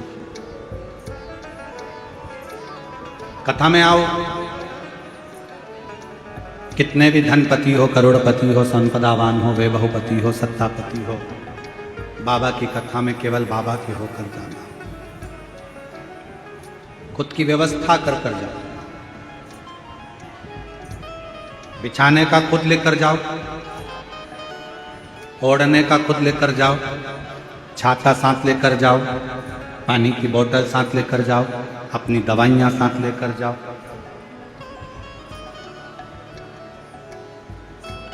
अपनी सेफ्टी अपने हाथ। जैसे गाड़ी चलाते समय पुलिस प्रशासन कहती है कि हेलमेट लगाओ, सीट बेल्ट लगाओ, इसमें फायदा किसका है? पुलिस वालों का इसमें फायदा नहीं, फायदा तुम्हारा है। हेलमेट लगाओगे तो सुरक्षित रहोगे, सीट बेल्ट लगाओगे तो सुरक्षित रहोगे। शिवपुराण कहती है तीर्थ करने के लिए कुबेरेश्वर बाबा के धाम पर अगर आ रहे हो, रात्रि में रुक रहे हो, कुबेरेश्वर बाबा के धाम पर आ रहे हो, रात्रि में रुक रहे हो, तो ये विचार मत करना कि वहां रहकर हम कोई गलत कार्य करें, कचरा फैलाएं, हम लोग कुछ गलत पदार्थों को खाएं पिएं। नहीं, बाबा के धाम में रहकर केवल बाबा की अविरल भक्ति को धारण करें।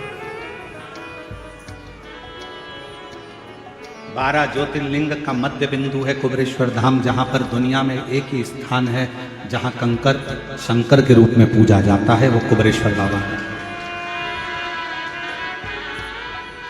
जहां कंकर शंकर के रूप में पूजाता है, वो दुनिया का एक ही स्थान है।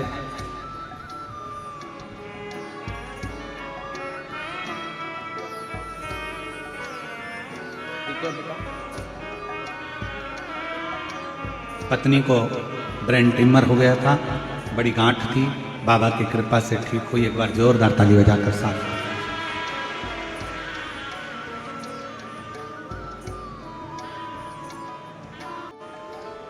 तीर्थ में तीर्थ जैसा, मंदिर में मंदिर जैसा रहो, कथा में कथा जैसा। 3 स्थान शिव महापुराण की कथा कहती है जहां पर पवित्रता का ध्यान रखना चाहिए, जहां पर मन की शुद्धता का ध्यान रखना चाहिए और भगवान की भक्ति का स्मरण रखना चाहिए। 3 स्थान। फिर कथा कही आगे, तारकासुर के 3 बेटों ने जो वर मांगा था कि हम एक स्थान पर प्राण को त्यागेंगे, तो तीनों एक ही जगह त्यागे, तीनों।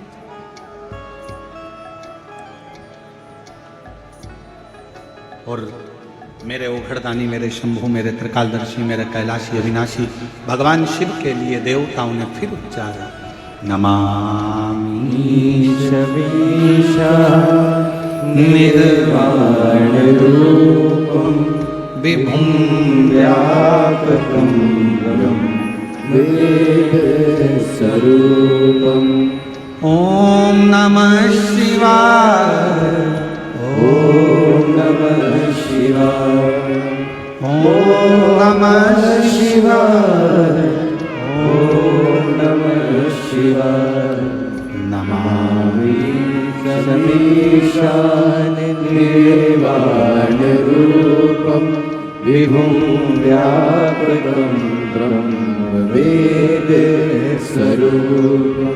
भगवान शिव ने कह दिया तीनों को अलग अलग पुरी में रहने दो।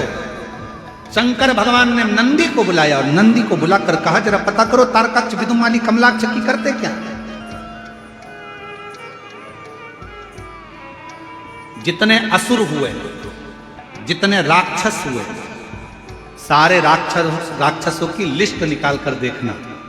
छत्तीसगढ़ वालों, मेरी जीजियों मेरे जीजाओं, एक एक राक्षस की लिस्ट निकाल कर देखना। राक्षसों के द्रोही दुश्मन रहे होंगे भगवान। शंकर भगवान किसी भी राक्षस के दुश्मन नहीं थे, किसी भी असुर के दुश्मन मेरे शिव नहीं थे। मेरे शंकर भगवान किसी के दुश्मन नहीं थे। राक्षस इंद्र से युद्ध करना चाहते थे, भगवान नारायण से युद्ध करना चाहते थे। स्वर्ग की चाह थी, इंद्र की सिंहासन की चाह थी, ब्रह्मलोक की चाह थी। राक्षसों को चाह थी कुर्सी की, पद की। कहां की कुर्सी चाहिए? इंद्र की कुर्सी। राक्षसों को कहां का सुख चाहिए? वैकुंठ का सुख। राक्षसों को कहां का सिंहासन चाहिए? ब्रह्मलोक का सिंहासन। एक भी राक्षस ऐसा नहीं था जिसने कहा हो कि मुझे कैलाश का सिंहासन चाहिए, क्योंकि उनको मालूम है नीचे जाके करेंगे। कैलाश में कौन सा सोना चांदी हीरा पन्ना आभूषण रतन माणिक मोती भरा पड़ा है। किसी को कैलाश का सिंहासन नहीं चाहिए।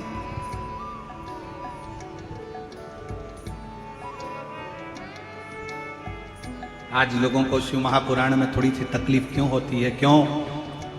शंकर भगवान की कथा वाचने वाले के पीछे लोग पड़े रहते हैं, तुम्हें मालूम तो है। कारण क्या है? उसका कारण केवल एक है, पहले के समय में लोग कुछ ना कुछ करते रहते थे। आज के समय में कोई किसी के पास नहीं जा रहा। थोड़ा सा भी दुख आता है तो लोग मोबाइल पर कथा सुन लेते हैं शिव पुराण, और एक लोटा जल भरकर शंकर के मंदिर चले जाते हैं और उनका दुख कट जाता है। उनकी तकलीफ मिट रही है, उनका कष्ट मिट रहा है। थोड़ा सा घर में से एक चावल का दाना उठाया, शंकर के मंदिर पहुंच गए। बेलपत्री मंदिर की उठाई, धोकर फिर चढ़ा दी, भगवान ने सुन लिया। एक लोटा जल चढ़ा दिया, भगवान ने सुन लिया। वो भाई ने लिखा अपने पत्र में, मेरे पास में किसान आदमी, 10 लाख रुपए नहीं है मेरे पास ऑपरेशन कराने के।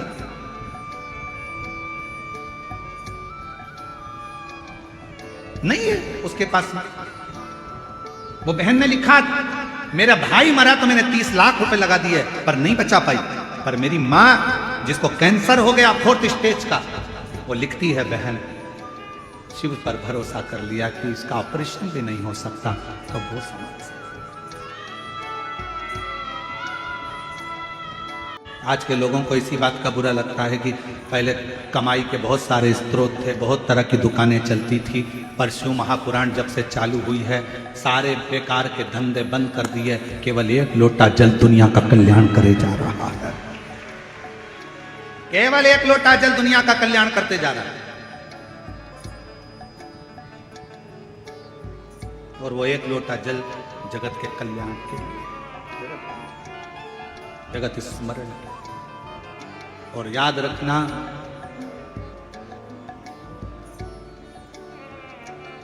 बहुत ऊंचाइयों पर चढ़ोगे और आगे बढ़ने का प्रयास करते रहोगे तो तुम्हें धक्के तो बहुत लगेंगे।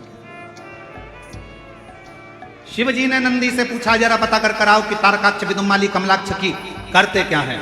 नंदी गए, एक सुंदर मदारी का रूप रखकर नंदी ने मदारी का रूप रखा। तारकाक्ष की पुरी में पहुंच गए। लोहे की, सोने की, पीतल की सारी पुरियों में घूमे, पूछा, देखा, नगर के लोगों से पूछा, पुरियों के लोगों से पूछा, प्रदेश के लोगों से पूछा तुम्हारा राजा कैसा है।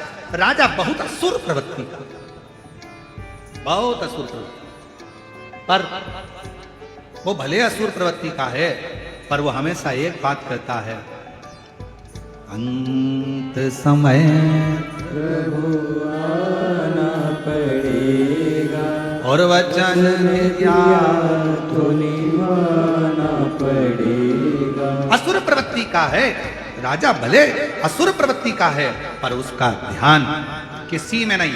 इंद्र का सिंहासन चाहिए, वैकुंठ का सिंहासन चाहिए, ब्रह्मलोक का सिंहासन चाहिए, वरुण लोक का सिंहासन चाहिए, गरुण लोक का सिंहासन चाहिए, कुबेर का सिंहासन चाहिए, पर हमारे राजा को केवल एक जगह का सिंहासन नहीं चाहिए, वो है देव अधिदेव महादेव का सिंहासन। क्यों? क्योंकि हमारा राजा कहता है कि शंकर के सिंहासन की जरूरत नहीं, शंकर के चरण की जरूरत है। चरण मिल गया तो सब कुछ प्राप्त हो, सब कुछ।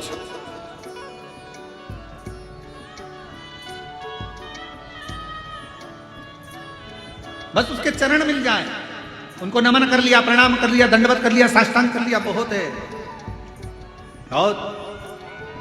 और महादेव नमन चरणों में स्वीकार कीजिए, सबका किया है मेरा भी कल्याण कीजिए, कल्याण कीजिए।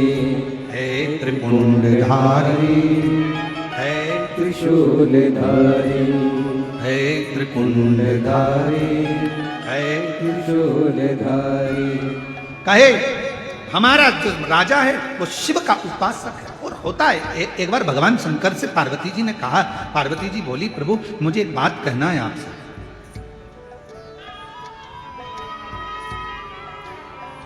ये जितने संसार के लोग हैं क्या सब आपके भक्त हैं? शिव जी ने कहा नहीं, पूरे तो नहीं कह सकता, प्रैक्टिकल करके दिखाओ। शंकर भगवान ने एक काम करा, पार्वती से कहा तुम रानी बनो, मैं राजा बनता हूं। एक नगर बसाया, नगर में सबका निवास हो गया।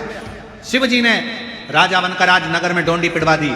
पूरे नगरवासियों को सूचना दी जाती है राजा के महल में आना, 1 घंटा रुकना।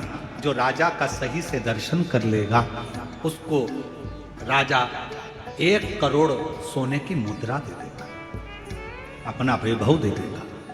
शिवजी ने सूचना करवाई, नगर में सूचना हो गई, सारे नगर में डोंडी पिट गई। आज राजा का जो दर्शन करेगा सुबह 7 बजे से लेकर शाम को 7 बजे तक राजा के दर्शन के लिए द्वार खुला।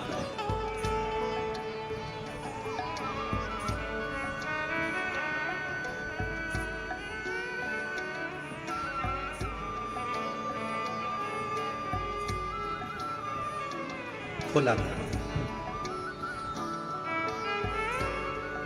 टिकट दिया गया, चलो अंदर सब। राजा ने एक बगीचा तैयार करा, उसमें बहुत सारा वैभव लगा दिया, मिठाइयां बन रही हैं, वस्त्र तैयार हो रहे हैं, गाड़ियां रखी है, धन रखा है, पैसा रखा है, अंबारियां रखी है। सबको कहा लाइन से भेजते जाओ, लाइन लगा दी गई। कोई ने मिठाई भर ली,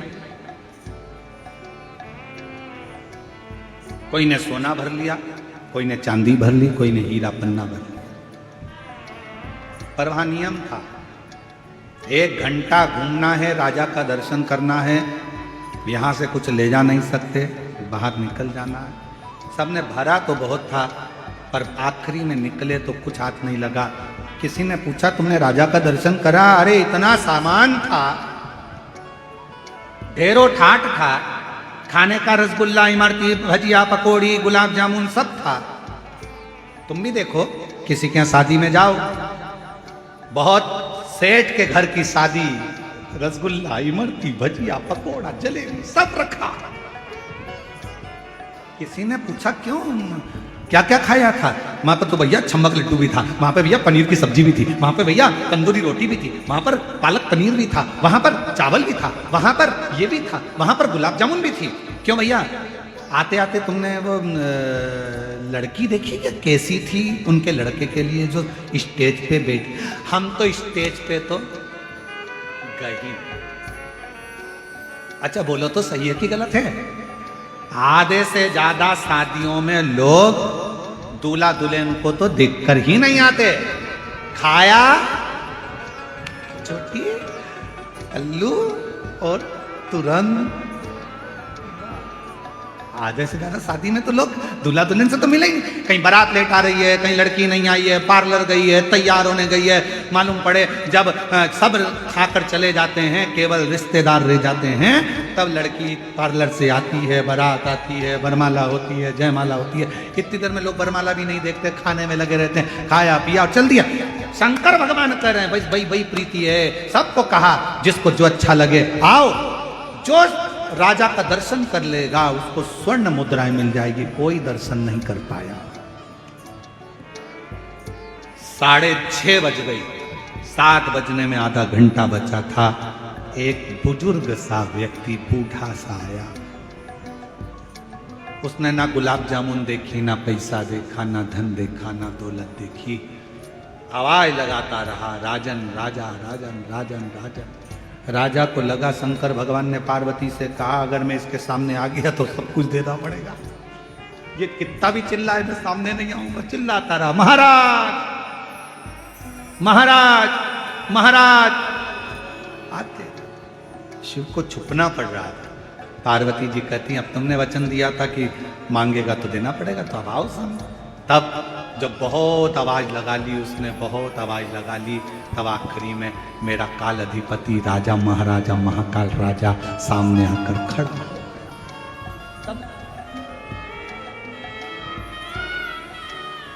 तब मेरा काल अधिपति महाकाल राजा सामने।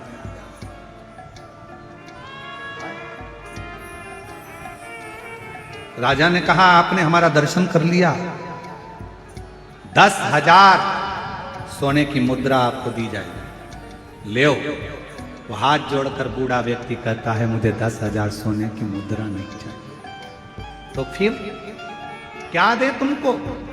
कहा बस महाराजा आप जो पांव में जूतियां पहने हो ना, वो जूतियां मुझे दे दीजिए। शिवजी पार्वती को देखकर कहने लगे ये कहीं मुझे पहचान तो नहीं गया, ये मुझे जान तो नहीं गया। पार्वती जी बोली तुम्हें तो कोई पहचान ही नहीं सकता, ये क्या पहचाने, इतने लोग बैठे कौन तुमको जान रहा? ना ना ना ना नहीं पहचाना। फिर पांव की जूतियां का क्या करेगा? भगवान शंकर ने कहा राजा के वेश में पांव की जूतियां नहीं दूंगा। बुजुर्ग हाथ जोड़कर कहता है भले मत दो, बस एक काम करो, जूतियां थोड़ी पीछे कर लो, मैं वहां की धूल अपने मस्तक पर चढ़ाना चाहता हूं।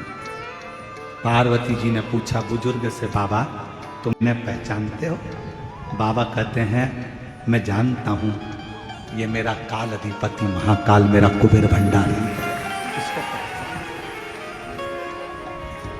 पहचान केवल जब तुम पहचान जाओगे तो धन की चाह नहीं रहेगी, सत्ता की चाह, वैभव की चाह।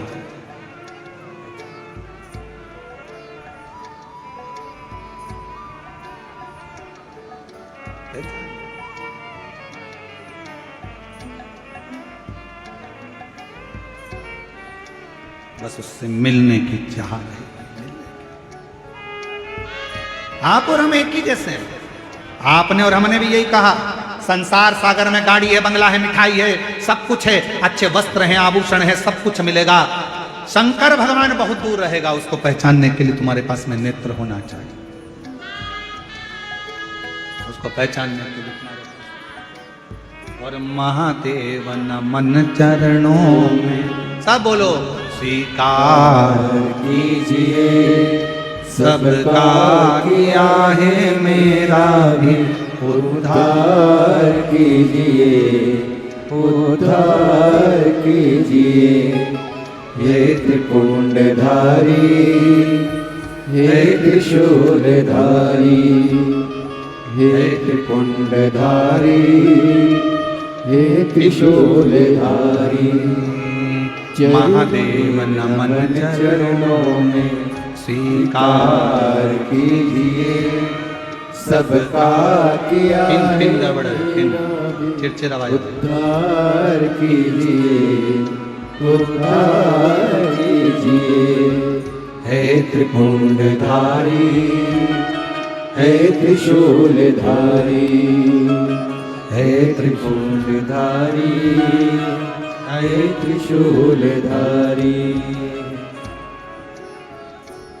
चरणों में तेरे बाबा जी पावन है चारों धाम। चरणों में तेरे बाबा जी पावन है चारों धाम। तेरी देव कर दे वंदना तुझे जय सीताराम। तेरी देव कर दे वंदना तुझे पूजे सीताराम। हो जाए पूरी कामना हो जाए पूरी कामना। उपकार कीजिए सबका किया है मेरा भी उद्धार कीजिए उद्धार कीजिए। हे त्रिपुंडधारी हे त्रिशूलधारी। हम बस यही कामना करें, शिव को पहचानने के नेत्र थोड़े से अगर आपके पास हो तो वो जीवन के साथ, जीवन के साथ।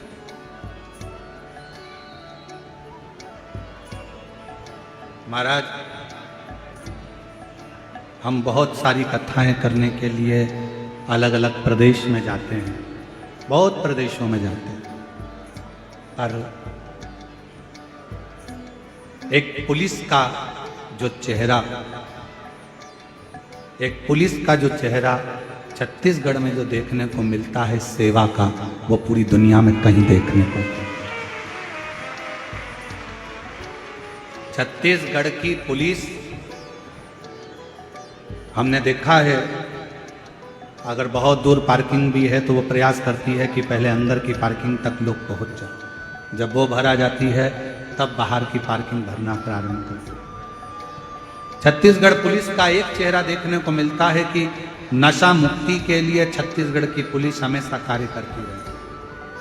छत्तीसगढ़ पुलिस का एक चेहरा देखने को मिलता है कि जहां कहीं भी कथा का क्रम होता है, पूरी प्रशासन, वहां का कलेक्टर महोदय हो, IG, DIG, commissioner, SP, SSP, SDM, वहां के टीआई, वहां के तहसीलदार, वहां के एक एक, चाहे वहां चिकित्सा अधिकारी हो, चाहे वहां पीडब्ल्यूडी अधिकारी हो, विद्युत विभाग अधिकारी हो, चाहे कोई भी अधिकारी हो, अपनी पूरी कर्मठता से कार्य निभाते हुए पूरे प्रशासन के लोग संभालते हैं। पूरा प्रशासन मुस्तैद। एक बार जोरदार ताली बजाओ यहाँ की पुलिस प्रशासन और यहाँ के प्रशासन। साधु का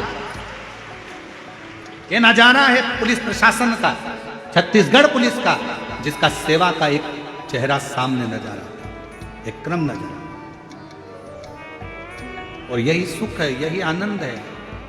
आप जिस भाव से कथा का रसपान कर रहे हो, जिस आनंद में कथा को तत्व ग्रहण कर रहे हो, समझ लो ये कथा है शिवोहम शिवोहम शिवोहम। ये कथा शंकर कहीं दूर नहीं, हर एक में शिव समाया है।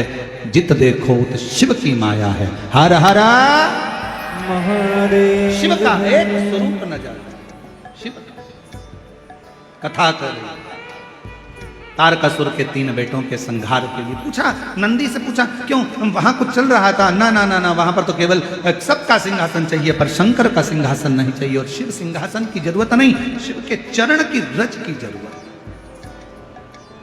और आपसे निवेदन है, ये कथा तो परसों के दिन विराम हो जाएगी। कल तो यहाँ शिवरात्रि का चौथे दिन की कथा हो जाएगी, 5वें दिन 23 तारीख को विराम हो जाएगी।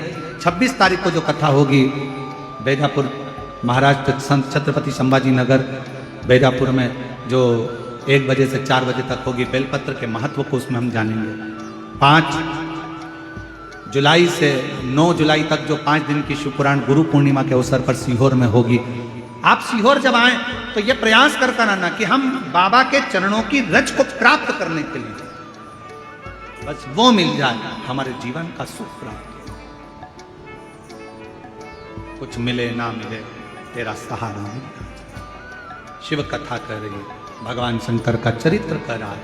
आगे वर्णन आया, भगवान तारकासुर के 3 बेटों का नंदी पता लगाने के लिए गए हैं। और यहाँ भगवान शंकर के पार्वती जी के सुंदर श्री गणेश जी महाराज का प्रागट्य हुआ है।